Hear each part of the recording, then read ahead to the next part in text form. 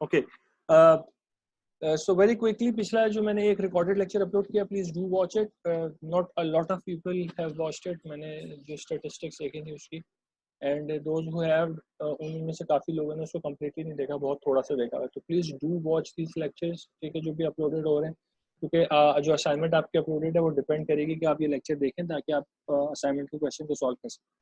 Plus we are going to have a quiz at the end of the week, ठीक है. तो मैं एक हम डेट डिसाइड कर लेंगे वेडनेसडे को, कि either Friday, most likely Friday को किसी टाइम पे वो क्विज इनेबल हो जाएगा, and you can attempt it, ठीक है.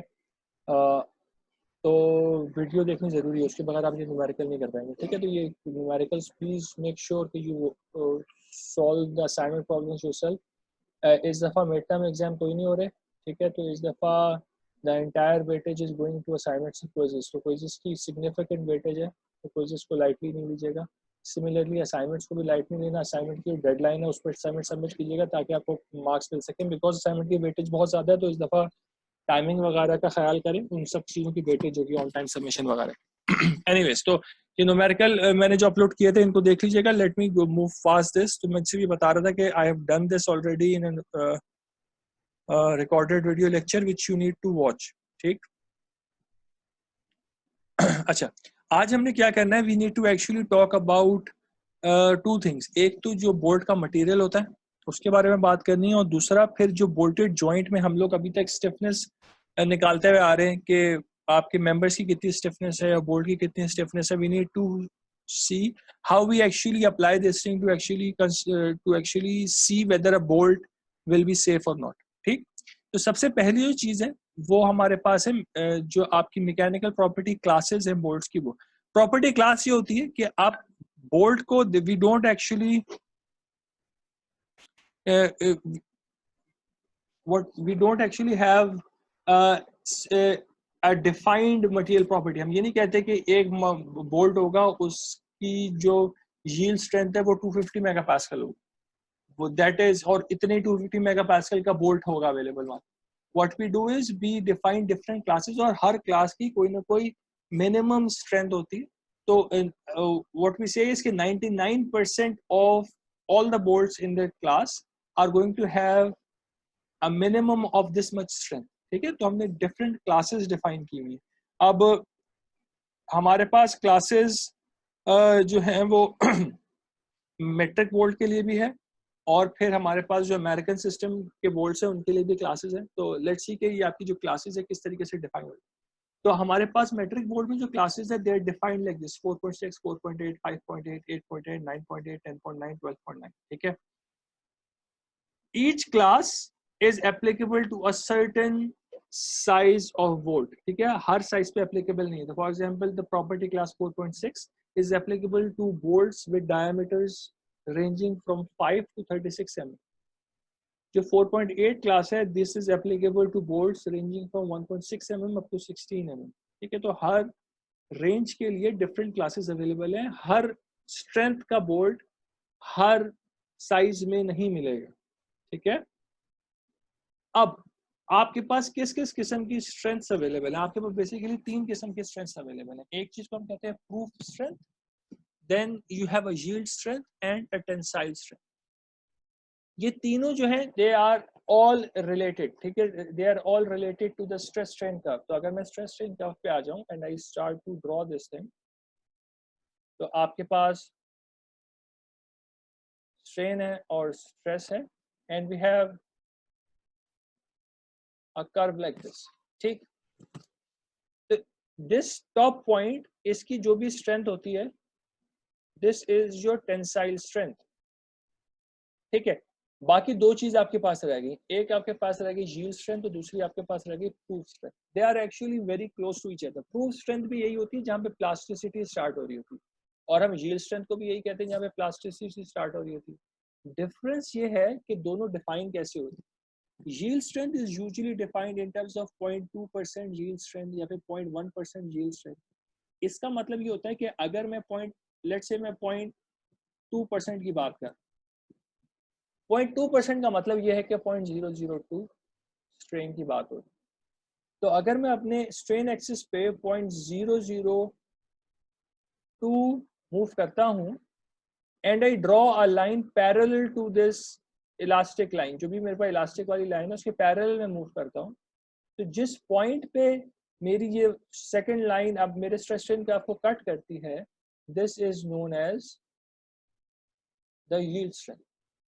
ठीक है, प्रूफ स्ट्रेंथ जो होती है, proof strength is actually the point जहां पे प्रोपोर्शनल लिमिट एंड हो रही होती है। ठीक है, हमारे अब ये आपको पता है कि एक प्रोपोर्शनल लिमिट होती है, उसके बाद आपकी एक इलास्टिक लिमिट होती है, ठीक है, और फिर एक यील्ड स्ट्रेस का पॉइंट भी होता है। ठीक है, तो आपके पास जो भी प्रोपोर्शनल लिमिट का एंड पॉइंट होता है उस पॉइंट को हम कहते हैं आपकी प्रूफ स्ट्रेंथ। तो ये आपका प्रोपोर्शनल लिमिट क्या, प्रोपोर्शनल लिमिट वो रीजन है जहां पे आपका स्लोप ई चल रहा है। ठीक है, तो आपके पास स्ट्रेस स्ट्रेन का जो कर्व है उसका स्लोप ई चल रहा है। ठीक है, तो this is your proof. Proof strength के ऊपर प्लास्टिसिटी स्टार्ट हो जाती है। प्रूफ स्ट्रेंथ का प्रॉब्लम ये कि proof strength is not very easy to calculate, क्योंकि आप नॉर्मली जब स्ट्रेस स्ट्रेन कर्व निकालते हैं तो आप स्ट्रेस स्ट्रेन कर्व में यू आर एबल टू, बेटा अभी अटेंडेंस लिखने की जरूरत नहीं है, नेक्स्ट सेशन में करेंगे अटेंडेंस। ठीक है, जो आपके पास जो भी कर्व जनरेट हो रहा है उसमें यील्ड स्ट्रेंथ निकालना बहुत आसान है, because we don't need to identify कि कहाँ पे स्ट्रेट लाइन एंड हो रही है। आप एक सेकंड लाइन ड्रॉ करते हैं जहाँ पे वो लाइन कट करती है, वो यील्ड स्ट्रेंथ हो जाती है। प्रूफ स्ट्रेंथ निकालने के लिए you have to actually monitor the slope every time. आपको पूरा स्लोप चेक करना पड़ता है कि स्लोप चेंज तो नहीं होना शुरू हो रहा है। जहां पे स्लोप चेंज होना शुरू हो रहा होता है, that becomes your proof strength. Proof strength के ऊपर प्लास्टिसिटी स्टार्ट हो जाती है। ठीक है, इसलिए हम लोग बहुत सारी दफा जब भी बोर्ड्स को डिजाइन कर रहे होते हैं उसमें we talk about proof strength, जहाँ पे परमानेंट डिफॉर्मेशन होना शुरू हो जाता है। ठीक है, इस चीज में क्वेश्चन है तो पूछ लो, because when I leave this slide ये डिलीट हो जाएगा पूरी चीज। Okay, let's go back. ठीक है, तो अब फॉर एग्जांपल हम कोई एक क्लास उठा लेते हैं, तो लेट्स पिक, लेट्स से 8.8। तो अगर हम 8.8 उठा रहे हैं, ओके, या इसके अंदर we see that the proof strength is 600 megapascal. Proof strength के बाद आती है आपकी यील्ड स्ट्रेंथ, उसके बाद आपकी आती है टेंसाइल स्ट्रेंथ। तो उससे 600 से बड़ी क्वांटिटी जो है that is 660 which is the yield strength. और finally the tensile strength is 830। Tensile strength वो पॉइंट होता है जहां पे चीज फ्रैक्चर कर जाती है। ठीक है, तो सबसे कम वाली क्वांटिटी प्रूफ स्ट्रेंथ है, तो मोस्टली हम लोग इस स्ट्रेंथ को यूज कर रहे होते हैं चीज की चेक करने के लिए कि चीज में प्लास्टिसिटी शुरू तो नहीं हो रही। तो proof strength will be important to us. ठीक, तो ये तीन क्वांटिटीज हैं, तीनों में एप्लीकेबल मटेरियल्स भी यहाँ पे लिखे हुए हैं, but that is not very crucial to us at this stage. आप पढ़ सकते हैं इसको। ठीक है, सेम चीज आपके पास अमेरिकन सिस्टम ऑफ बोर्ड्स के लिए भी डिजाइन है, but we are not going to work a lot of with this. But the point is कि आपके पास दो चीजें अवेलेबल हैं अमेरिकन सिस्टम में मटेरियल के स्टैंडर्ड्स। एक SAE स्टैंडर्ड है और एक ASTM स्टैंडर्ड है। ठीक है, दोनों में काम सेम हो रहा है। आपके पास एक साइज की रेंज है, तो for example this is applicable, first grade is applicable to boards with a quarter inch to 1.5 inch।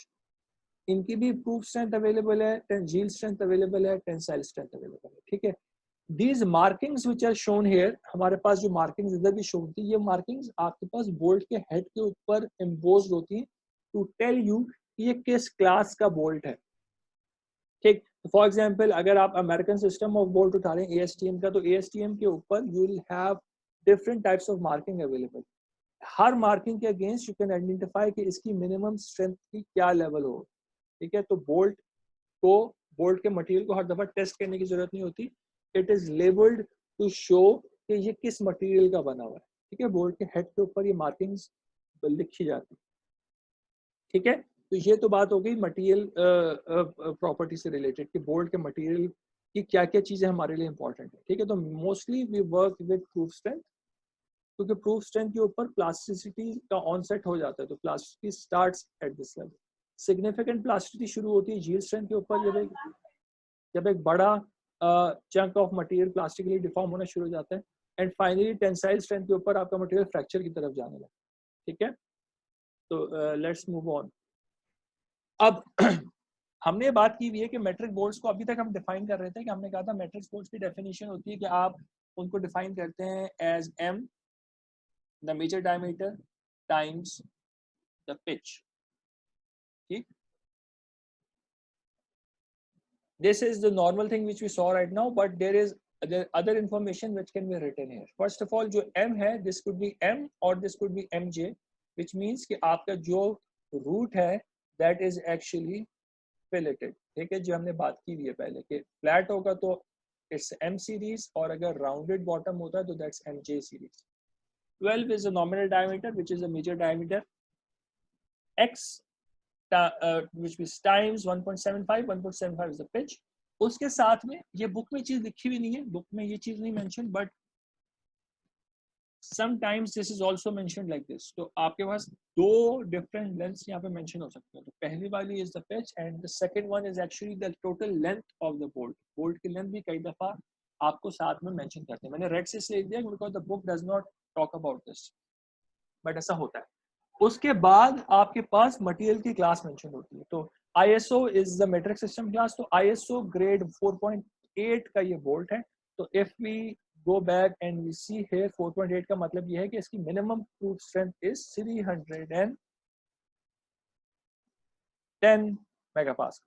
ठीक है, तो ये कंप्लीट इंफॉर्मेशन आपकी बोल्ट की इस एक नेमिंग कन्वेंशन से आ जाती है। उसका मेजर डायमीटर भी पता चल जाता है, उसकी पिच भी पता चल जाती है, उसकी लेंथ भी पता चल जाती है, उसका मटेरियल का ग्रेड भी पता चल जाता है। ठीक है, तो this is how bolts are labelled. तो इट इज पॉसिबल कि इंस्टेड ऑफ टेलिंग यू कि आपका बोल्ट क्या है, we provide you a complete name of the bolt जिसके अंदर उसका मटेरियल स्पेसिफिकेशन भी है, उसकी लेंथ भी है, उसकी पिच भी है और उसका नॉमिनल डायमीटर भी है जस्ट फ्रॉम द नेम। ठीक है, तो you should be able to read this thing, right. कोई क्वेश्चन हो तो बेटा पूछ लो, because we are now getting into the point where we will talk about the joint itself.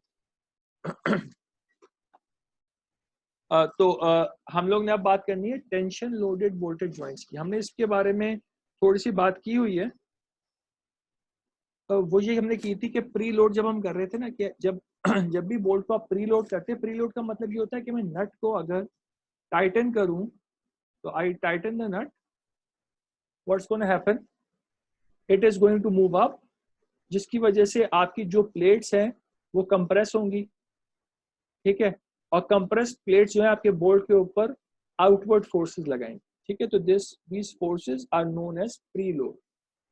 ठीक है, जब भी प्री लोड अप्लाई होता है तो आपका बोल्ट एक्चुअली स्ट्रेच होता है, बिकॉज बोल्ट के ऊपर आपकी प्लेट्स जो है वो आउटवर्ड फोर्सेस लगा रही है, तो बोल्ट स्ट्रेच हो रहा है और आपकी प्लेट्स जो है वो जो भी मेंबर्स हैं वो कंप्रेस हो। ठीक है, अब इसी सिस्टम के ऊपर अगर एक एक्सटर्नल टेंसाइल लोड भी एक्ट करना शुरू कर दे, which we are labeling here P, तो what's going to happen, ये फोर्स जो है ये बोल्ट भी बेयर करेगा और ये फोर्स आपके मेंबर्स भी बेयर करेगा। बोल्ट ऑलरेडी टेंशन में है तो the tension in the bolt is going to increase, bolt ज्यादा टेंशन में जाएगा।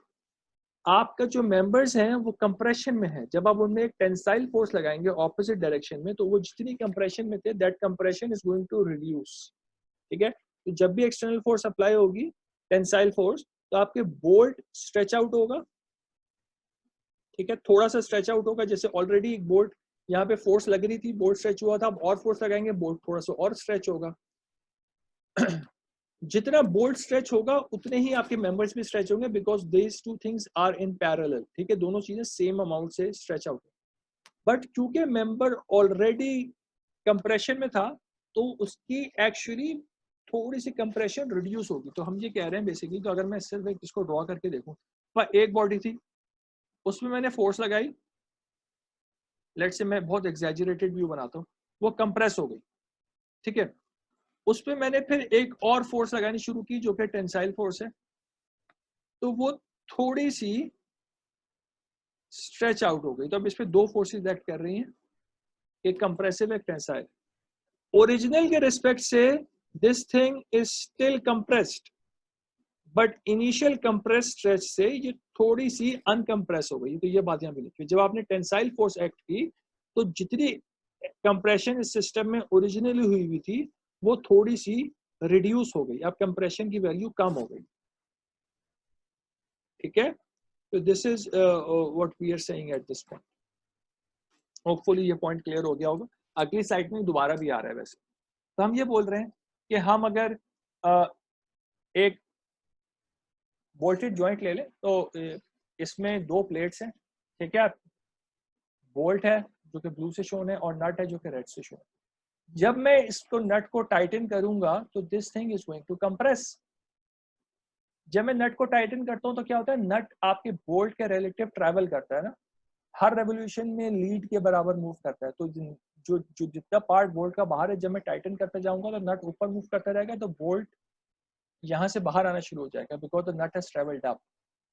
Because of this a preload force is going to act on the bolt and the nut। तो preload जो act कर रहा है बोल्ट में बाहर की तरफ एक्ट कर रहा है, जिसको हम यहाँ पे FI से शो कर रहे हैं बुक के अंदर। FI is being used to label the preload। और जो आपके मेंबर्स हैं उनके ऊपर बोल्ट कंप्रेशन में एक्ट कर रहा है, ठीक है। इसी के साथ अगर मैं एक टेंसाइल फोर्स इस सिस्टम पे एक्ट कराना शुरू कर दूं, the tensile force is going to be acting on this entire system. तो इस पूरे के ऊपर टेंसाइल फोर्स एक्ट कर रही है, ठीक है। उसका कुछ पार्ट जो है वो बोल्ट बेयर कर रहा होगा और कुछ पार्ट जो है वो आपके मेंबर्स बेयर कर रहे होंगे। तो आपके बोल्ट के ऊपर भी एक्सटर्नल लोड अप्लाई हो रहा है और आपके मेंबर्स के ऊपर भी एक्सटर्नल लोड अप्लाई हो रहा है, ठीक है। तो बोल्ट के ऊपर जो fraction of the load apply हो रहा है वी कॉल दैट पीबी, और जो मेंबर्स के ऊपर अप्लाई हो रहा है we call that PM. The total load is P, तो total load is equal to PB plus PM. वो दोनों डिवाइड हो जाते हैं। किस रेशो में डिवाइड हो रहे हैं उस पर हम अभी आते हैं, ठीक है। बट ये द पॉइंट हियर इज कि दोनों चीजें डिवाइड हो रही हैं। What we want is we don't want the bolt to actually bear a lot of load। अगर बोल्ट बहुत ज्यादा लोड बेयर कर रहा होगा तो बोल्ट के टूटने का खतरा है। तो usually the fraction of the load borne by the bolt is actually not that great, ठीक है। यूजुअली 20% के अराउंड बोल्ट बेयर कर रहा होता है, बाकी आपके मेंबर्स बेयर कर रहे हैं, राइट। तो अब हमने बोला था कि हम लोग स्टिफनेस निकालते हैं आपके बोल्ट की भी और आपके मेंबर्स की। तो हमने कहा था कि हमारे पास बोल्ट है, उसकी दो स्टिफनेसेस होंगी, एक उसके थ्रेडेड पार्ट की स्टिफनेस होगी, एक अनथ्रेडेड पार्ट की स्टिफनेस होगी। उसके बाद आपकी जो प्लेट्स हैं उनकी भी स्टिफनेसेस होंगी। ये पूरा सिस्टम जो है ये पैरेलल में एक्ट कर रहा है। तो अगर इस पूरे सिस्टम के ऊपर मैं फोर्स P अप्लाई कर दूं, एक्सटर्नल लोड, तो how is that going to behave. तो बेसिकली हम ये कह रहे हैं कि अगर हम इस पूरे को as a system of springs बना लें तो हमारे पास बेसिकली दो स्प्रिंग्स हैं जो कि पैरेलल में, एक स्प्रिंग मेंबर स्टिफनेस शो कर रहा है और एक स्प्रिंग आपके पास बोल्ट की स्टिफनेस शो कर रहा है, ठीक है। दोनों स्प्रिंग पैरेलल में, उससे क्या होगा, जो टोटल डिफॉर्मेशन हो रही है ना दोनों की वो सेम हो, because both of them are in parallel. तो इस अगर मैं फोर्स अप्लाई करता हूँ, ये पार्ट ऊपर की तरफ मूव करता है by the amount delta, this delta is going to be the same for both of them, ठीक है। दोनों स्प्रिंग्स पैरेलल में, दोनों की डिफ्लेक्शन सेम हो, दोनों की फोर्स डिफरेंट होगी लेकिन डिफ्लेक्शन सेम हो। तो अगर फर्स्ट ऑफ ऑल मैं ये देखूंगा टोटल डिफ्लेक्शन क्या होगी, जब भी स्प्रिंग्स पैरेलल में होते हैं दे सिंपली ऐड टुगेदर, सही। तो और हमें पता है F इक्वल्स टू के डेल्टा होता है। तो अगर मैं डेल्टा निकालना चाहूँ तो इट इज F अपॉन के, the force here is P and K is Km plus KB। तो हमारे पास जो डेल्टा निकल के आ रहा है that is force divided by the total stiffness of the system, सही। अब ये डेल्टा सेम है for both the bolt and the members. तो अगर मैं फोर्स निकालना चाह रहा हूँ मेंबर्स की और बोल्ट की, I am still going to use the same formula F equals to K delta. अब मुझे पता है कि मेरे मेंबर्स के लिए stiffness is Km and the deflection is delta. तो the force Pm becomes delta times Km and the force Pb becomes delta times Kb। इसमें कोई मसला तो नहीं है अभी तक, तो पूछ लो please if there is any issue, right.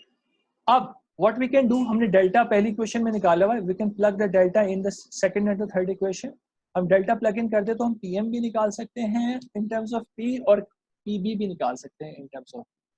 ठीक है, तो हमारे पास एक रिलेशनशिप आ गई पीएम की इन टर्म्स ऑफ पी, और एक आ गई पीबी की इन terms of fraction of the load निकालने के लिए वी नीडेड टू नो कि आपके मेंबर्स की कितनी स्टिफनेस है और आपके बोल्ट की कितनी स्टिफनेस है। तो this is why we actually calculated the stiffness, ताकि हम वो फ्रैक्शन निकाल सकें जो आपका लोड बेयर कर रहा है, वो फ्रैक्शन निकाल सकें जो आपके मेंबर्स बेयर कर रहे हैं। ठीक हो गया। अगर हम इन दोनों इक्वेशंस को ऐड कराएंगे तो we are going to get the total load P। तो if we simply add them together, तो अगर मैं PM प्लस PB करूंगा तो we are going to get KM divide by KB plus KM plus KB divided by KB plus KM, and P is common here. So this entire thing becomes 1 because denominator same है, KM plus KB ऊपर भी आ जाएगा नीचे भी आ जाएगा, it cancels out and you get PM plus PB equals to D। ठीक है, तो जस्ट टू शो कि हमने मतलब एक्चुअल लोड को इक्वल पार्ट्स, मतलब हमने एक्चुअल लोड को दो पार्ट्स में डिवाइड किया है और वो दोनों पार्ट्स का sum is equal to the actual total load. सही हो गया, तो ये हमने डिवाइड कर दिया, तो कोई मसला तो नहीं है। ओके तो ये बात तो हमने कर ली कि आपके पास जो पीबी है that is going to be KB upon KB plus KM divide multiplied by P. इस पूरी चीज को वी कैन कॉल सी। अब सी जो है हम इसको कहते हैं ये हमारा स्टिफनेस कांस्टेंट है of the joint. This actually gives us the fraction जो कि बोल्ट बेयर कर रहा होगा। हमें बोल्ट को एनालाइज करना है कि बोल्ट फेल होगा कि नहीं होगा, तो this is important to us. जो फ्रैक्शन है KB upon KB plus KM, अगर हम इसी के पीबी से पीएम निकालना चाहें तो we can simply do P minus PB. हमें टोटल लोड भी पता होगा, हम ये फ्रैक्शन निकाल सकते हैं। तो this constant C is replaced by 1 minus C for PM। ये सिर्फ लिखने का तरीका है, बुक ने इस तरीके से लिखा होता है, हमने यहाँ पे इस तरीके से डिराइव करके लिख दिया। ये बुक में नहीं है तो मैंने कहा यहाँ पे लिखूं ताकि आपको समझ में आ जाए कि how it is coming up. Right, तो this factor is important for us. ये फैक्टर नॉर्मली जो है 0.2 के करीब करीब होना चाहिए ताकि आपका बोल्ट जो है वो बहुत ज्यादा लोड ना बेयर करे। और ये 0.2 क्यों है?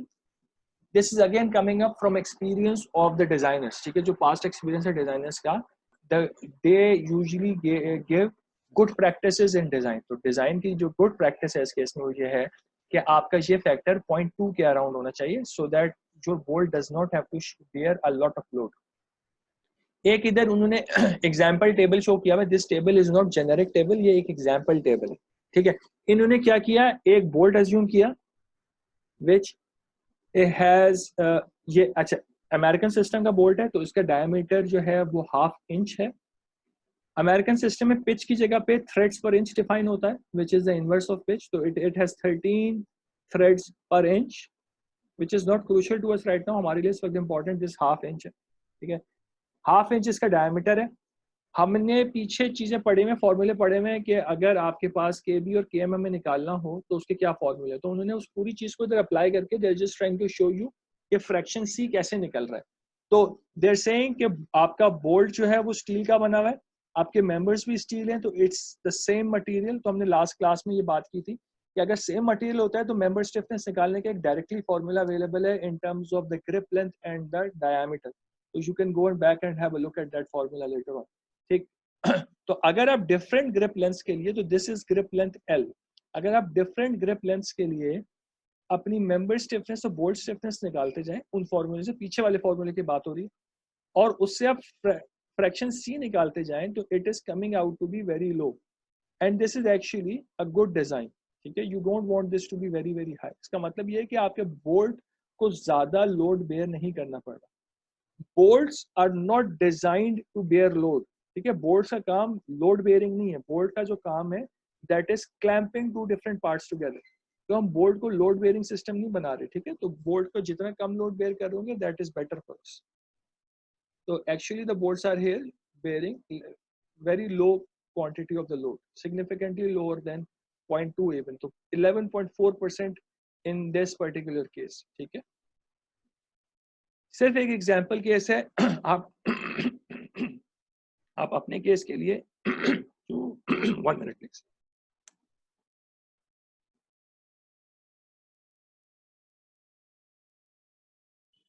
आप अपने केस के लिए you can find this out if you know, if you can find out K B and K M, we can find out C. और के बी और के एम निकालने का तरीका हमने पिछले 2 लेक्चर्स में देखा भाई, एक रिकॉर्डेड लेक्चर में न्यूमेरिकल्स भी हैं और उससे पहले उसकी पूरी थ्योरी हमने देखी। Now let's move on.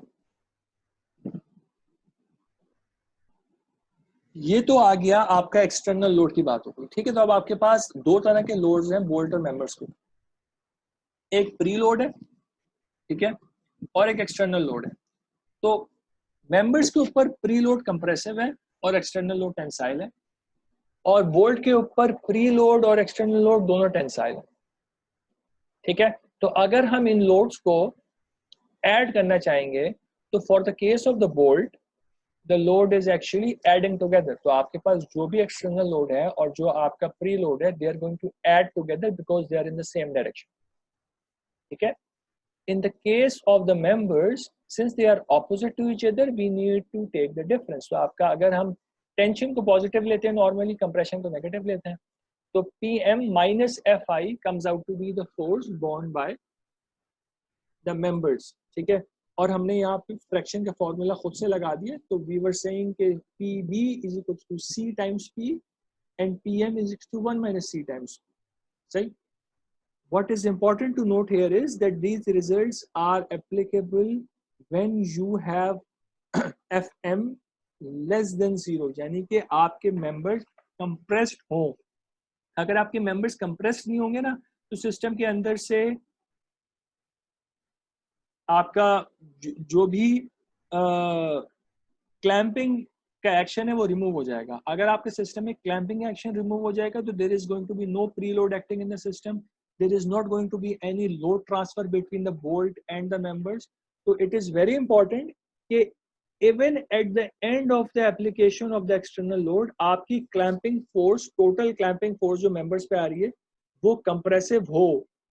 This thing needs to be less than 0. The Pm minus Fi needs to be less than 0. If this is not less than 0, यानी कि अगर आपने Pm बहुत ज़्यादा अप्लाई कर दिया है तो आपके if this quantity becomes positive, इसका मतलब है आपका बोल्टेड जॉइंट ओपन हो गया है, अब आपका बोल्टेड जॉइंट की क्लैंपिंग फोर्स खत्म हो चुकी है, तो the parts are no longer joint together, तो this needs to be less than 0, ठीक है। ये पूरी सारी रिलेशनशिप सिर्फ उस तक वैलिड है जब तक आपकी क्लैंपिंग फोर्स एक्चुअली एग्जिस्ट कर रही है, आपके पार्ट्स आपस में क्लैंप हैं, ठीक है। तो आगे चलें। कोई क्वेश्चन है तो पूछ लो please. Okay, now pre-tension is actually a very important quantity, ठीक है। मैंने कहा pre loading is important because pre loading जो होती है वो इंश्योर करती है कि even after the application of an external tensile load, अगर ये प्री लोडिंग नहीं होगी ना और आप टेंशन अप्लाई करेंगे, आपका बोल्ट अनलोड हो जाएगा, अनक्लैंप हो जाएगा जॉइंट जो आपका। तो this preloading is actually very very crucial to us. तो प्री लोडिंग हम बहुत देख के डिफाइन करते हैं कि कितना सिस्टम को प्री लोड करना है। प्री लोड करने के लिए वी इंश्योर कि सिस्टम इतना प्री लोड हो कि आपका बोल्ट परमानेंटली डिफॉर्म भी ना हो और मैक्सिमम जो उसकी इलास्टिक लिमिट है ना उस तक मैं पहुंच जाऊं, ताकि आप मैक्सिमम क्लैंपिंग फोर्स सिस्टम के ऊपर अप्लाई कर सकें, ताकि मैं जितनी ज्यादा मेरे पास प्री लोडिंग होगी मैं उतना ज्यादा एक्सटर्नल लोड बेयर कर सकता हूँ विदाउट एक्चुअली ओपनिंग माई जॉइंट, ठीक है। तो हम ज्यादा से ज्यादा लोड बेयर करने के लिए we need more preload. अब प्री लोड मेजर कैसे करेंगे? How do I control check कि मेरे सिस्टम में एक्चुअली कितनी टेंशन है और कितना प्री लोड है, ठीक है। तो उसके लिए let me first just draw a bolt nut system है। तो मैं एक अगर सिंपल सा बोल्ट इधर बना दूं, दिस इज अ बोल्ट, ठीक है, एक नट के थ्रू ये पास हो रहा है, तो this is a hexagonal head bolt, there are 2 members being added here, ठीक है। तो अब जो आपका इस सिस्टम के अंदर हो क्या रहा है, इस सिस्टम के अंदर अगर मैं ये चेक करूं कि मेरा कितना सिस्टम के अंदर प्री लोड है, तो जब प्री लोड होता है तो the bolt actually comes under tension, तो बोल्ट जो है वो टेंशन में आता है। तो अब अगर मुझे बोल्ट की टेंशन मेजर करनी है, what I can do, what I should ideally do, मैं बोल्ट की जो लेंथ है ना उसकी वेरिएशन चेक करूँ कि बोल्ट की लेंथ कितनी आ रही है। मैं नंबर ऑफ थ्रेड्स काउंट कर लूँ कि कितने थ्रेड्स हैं, अनथ्रेडेड लेंथ मुझे पता होगी, यहाँ पे मेरे पास नंबर ऑफ थ्रेड्स पता होंगे, पिच पता होगी, तो मेरे पास अनडिफॉर्म्ड लेंथ ऑफ द बोल्ट आ जाएगी। ठीक है, मैं ओरिजिनल स्टेट में बोल्ट की for example let's say 1 2 3 4 threads के लिए कितनी लेंथ होनी चाहिए वो मैं निकाल सकता हूँ, क्योंकि मेरे पास जो भी अनथ्रेडेड लेंथ LD है वो मुझे पता है, और ये लेंथ जो होगी that is going to be 4 times P, because 4 threads हैं तो 4 थ्रेड्स की जो total pitch 4 times pitch will be the length here. तो मुझे ये तो पता चल जाएगी। तो if I am able to measure the deformed length L, उससे मैं स्ट्रेन निकाल सकता हूँ और स्ट्रेन से मैं स्ट्रेस निकाल सकता हूँ। ठीक है, और स्ट्रेस से फिर मैं फोर्स भी निकाल सकता हूँ कि कितनी मेरे पास प्री लोड आ रहा है। ठीक है, इस चीज में तो कोई मसला नहीं है कि स्ट्रेन से स्ट्रेस कैसे निकालेंगे। टेंसाइल इज सिंपल, तो sigma is equals to E epsilon is applicable. ठीक है, और जब सिग्मा आ गया तो sigma is equals to FI upon 80 tensile area हो जाएगा, उससे मैं FI निकाल सकता हूँ कि कितना है। बट द प्रॉब्लम इज कि it is not very easy to measure this length, because the bolt usually is in a blind hole. ठीक है, it's not very easy to measure कि आपके बोल्ट के की क्या लेंथ होगी इस वक्त। ठीक है, it's not very easy to do it. So how do we solve this problem?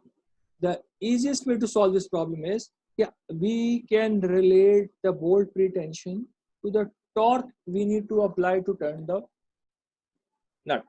ठीक है, तो टॉर्क रेंचेस का आपने सुना है कि do you have an idea कि there are wrenches which have specified torque. आप टॉर्क सेट कर सकते हैं उनमें कि कितना टॉर्क मुझे अप्लाई करना है, उससे ज्यादा जब भी टॉर्क की रिक्वायरमेंट आएगी तो आपका रेंच फ्री हो जाता है। देयर बिकॉज आप एक स्पेसिफिक टॉर्क अप्लाई करके सिस्टम के अंदर एक स्पेसिफिक प्री लोड क्रिएट कर सकते हैं। ठीक है, तो you if I can find a relationship between the torque I need to apply and the preload, then I can actually apply any amount of preload I want. मैं उस preload के corresponding torque निकाल लूंगा और वो torque में system पे apply कर दूंगा। तो we now need to see कि how to relate torque to the preload. ठीक है, तो आगे चलते हमने ACME थ्रेड्स को पढ़ा हुआ है। ठीक है, ACME थ्रेड्स में let me just come to the white board. ACME threads are power screws. ठीक है, पावर स्क्रूज के अंदर हमने ये पढ़ा था कि ACME threads are like this. ठीक है, उनका जो थ्रेड एंगल होता है, this thread angle is actually 29 degrees and this we called this as 2 alpha. ठीक है, इसकी हमने टॉर्क की रिलेशनशिप निकाल ली थी इन terms of lambda and alpha. Lambda भी आ रहा था उसके अंदर, अल्फा भी आ रहा था उसके अंदर। ठीक है, तो हमारा जो नॉर्मल बोल्ट होता है उसकी शेप भी इससे काफी सिमिलर होती है। तो उसकी shape is something like this. The difference is the angle in our bolt is 60 degrees, so 2 alpha here is 60 degrees, but the formula that we developed for the power screws, ACME power screw, is still applicable to a bolt. ठीक है, तो जो power screw का हमने formula develop किया था उसके अंदर क्या क्या चीजें आ रही थी, उसके अंदर एक अप्लाइड लोड F था जो कि इस केस में प्री लोड बन जाएगा। ठीक है, उसका मीन डायमीटर था, remember this is not the pitch diameter, this is the mean diameter. ठीक है, उसका मीन डायमीटर था। फ्रिक्शन कोएफिशिएंट था आपके थ्रेड्स का और कॉलर का मीन डायमीटर था, और आपके पास लीड थी L। ठीक है, वी नीडेड दीस थिंग्स। हम लोगों ने इसको हम लोग अगर अपना लीड एंगल डिफाइन कर दें lambda, we can also relate this torque to Fi in terms of the lead angle. Instead of defining the lead and the mean diameter, we can define lambda. तो हम लोगों ने ये lambda कैसे define किया था, हम लोग let me just quickly tell you this। तो हमने बोला था कि अगर हमारे पास एक स्क्रू है, ठीक है, उसके थ्रेड्स हैं, और हम एक 360 डिग्री थ्रेड को ओपन करके एक इंक्लाइंड प्लेन बना दें, तो आपके पास जो भी थ्रेड्स आ रहे थे उन थ्रेड्स का एक आउटर डायमीटर था, एक रूट डायमीटर था और एक उनका मीन डायमीटर था। तो जो मीन डायमीटर था उसका मैंने सर्कमफेरेंस ओपन कर दिया, तो दिस लेंथ बिकम्स जो सर्कमफेरेंस पाई dm। ये सारा काम पुराना है, मैं सिर्फ रिवाइज करा रहा हूं, ठीक है। और एक थ्रेड जितना डिस्टेंस ऊपर मूव करता है that is known as the lead, और ये जो एंगल फॉर्म हो रहा था दिस वी कॉल्ड लैम्डा। तो relating L to pi dm we set के tangent lambda is equals to L divided by pi dm। ठीक है, ये वाली बात हमने बहुत पहले की थी जब हम पावर स्क्रूज पढ़ रहे। तो we can relate torque to the preload in terms of all this parameters. तो हमें डीएम पता हो, हमें लैम्डा पता हो, हमें अल्फा पता हो, हमें फ्रिक्शन पता हो कॉलर की और थ्रेड्स की, और हमें कॉलर का डायमीटर पता हो, तो we can relate all of this together. सही। एक और काम भी हम कर सकते हैं। हम हमारे केस में collar is actually we know what the collar is going to be. हमने कहा था कि हमारा जो बोल्ट होता है उसका एक वॉशर फेस होता है, ये भी हमने पिछली 2 क्लासेस में जिक्र किया है इसका। जो भी वॉशर फेस होता है इसका diameter is actually 1.5 times the major diameter of the bolt। ठीक, तो this becomes your collar। तो आपके कॉलर जो है, कॉलर के 2 डायमीटर्स हैं, एक डायमीटर उसका DW है और इनर डायमीटर D है। तो average diameter of the collar is the average of this. सही। जो हमारे पास इक्वेशन बी जो शोन है, इक्वेशन बी के अंदर वी नीड टू नो कि आपके पास मीन डायमीटर कितना है, लैम्डा कितना है लीड एंगल, अल्फा कितना है which is the half of the thread angle। this is going to be 30 degrees for us क्योंकि total thread angle 60 degree होता है, तो 2 alpha is 60 degrees, alpha is 30 degrees। fc is the friction of the collar and dc is the mean diameter of the collar। and the mean diameter of the collar we are saying कि अगर मैं washer face diameter 1.5 ले लूं और inner diameter d ले लूं, तो मेरे पास जो average diameter of the collar है that turns out to be 1.25 times d। अब I can plug this in as well। तो इसका फायदा हमें ये हो रहा है कि we have removed the effect of the collar diameter। ठीक है, collar diameter को हमने अपनी इक्वेशन के अंदर से रिमूव कर दिया। तो अब what we can do, we can define the quantity which is coming in the parenthesis as k। ठीक, हमने अभी करना क्या है, हमने करना ये है कि हमने टॉर्क को रिलेट करना है विद अवर प्रीलोड। तो टॉर्क को प्रीलोड से रिलेट करने के लिए we can define this entire thing as K, और उसका हमें फायदा ये होगा कि we will be able to relate if we know. I am going to just quickly show you this table and then we will come back. अगर हम इस वाले फिगर को देखें कि अगर मैं इस पूरी क्वांटिटी को के कह देता हूं, तो handbooks can provide us different values of K for different types of bolt combination. ठीक है, तो अगर आपके पास एक सिंपल ब्लैक फिनिश का बोल्ट है, या एक जिंक प्लेटेड बोल्ट है, या फिर लुब्रिकेटेड बोल्ट है, ठीक है, ये एक कंपनी है बोमैन डिस्ट्रीब्यूशन, उनका डाटा है, तो उन्होंने अपने कुछ प्रोप्राइटरी बोल्ट्स उनकी भी इंफॉर्मेशन यहाँ पे दी हुई है। तो this one is actually not important to us. तो what is important is these quantities है। ठीक है, तो अगर आपके पास लुब्रिकेटेड बोल्ट है उस केस में के की क्या वैल्यू होगी, अगर जिंक प्लेटेड बोल्ट है उस केस में के की क्या वैल्यू होगी, अगर एक नॉर्मल ब्लैक फिनिश का बोल्ट है उस केस में के की क्या वैल्यू होगी। तो if we do not know कि हमारी किस टाइप की बोल्ट की फिनिश है, तो वी सिंपली यूज के इक्वल्स टू 0.2। ठीक है, अब हमारे पास 2 डिफरेंट तरीके हैं टॉर्क को रिलेट करने के विद द प्रीलोड। एक है विद के, जिसमें के is coming up from this table, या फिर सिंपली के 0.2 भी हो सकता है। और एक मोर डिटेल्ड मेथड है जिसमें आप एक्चुअली टॉर्क की पूरी इक्वेशन को सॉल्व करते हैं। ठीक, तो हम इस पूरी इक्वेशन को टॉर्क की जब सॉल्व करेंगे तो we will need to know कि उसका मेजर डायमीटर कितना है, ठीक है, उसका मीन डायमीटर कितना है, उसका लैम्डा कितना है, उसका अल्फा कितना है, और फ्रिक्शन कितनी है in the collar and in the threads. If we know all of this we can find out the exact value of K for your bolt.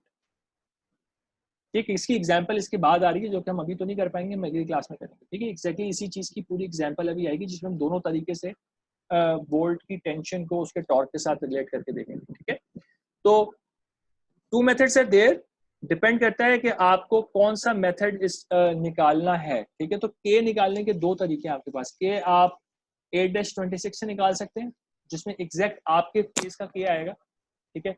और दूसरा तरीका ये है कि आप के लिए आप डायरेक्टली ये टेबल यूज कर सकते हैं, विच इज 8-15, या फिर अगर कोई इंफॉर्मेशन नहीं दी हुई और आप डायरेक्टली के की वैल्यू यूज करना चाह रहे हैं, that is simply 0.2। Now more exact is this method here. This is going to be more exact. Okay, so whenever possible we are going to use this, but the faster method, because design में usually factor of safety वगैरह भी रखे होते हैं, the 2 methods are not going to vary a lot. So if we need a faster solution, we can simply use a value of k directly.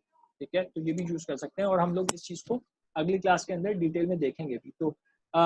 तो let's stop here, ठीक है। अगली class के अंदर we are going to talk about the numerical of this thing, ठीक है, और फिर आगे देखते हैं हमें क्या करना है। तो बस हम एक क्लास और स्पेंड करेंगे बोल्ट्स के ऊपर, then we are done with bolts, and after that will start a new topic, ठीक है।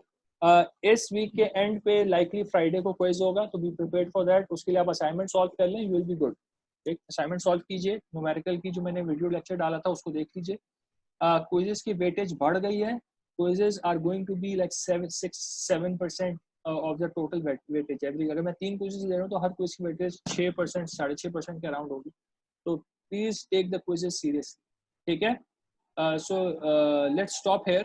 कोई सवाल तो पूछ ले, otherwise we can end and we can continue in the next lecture।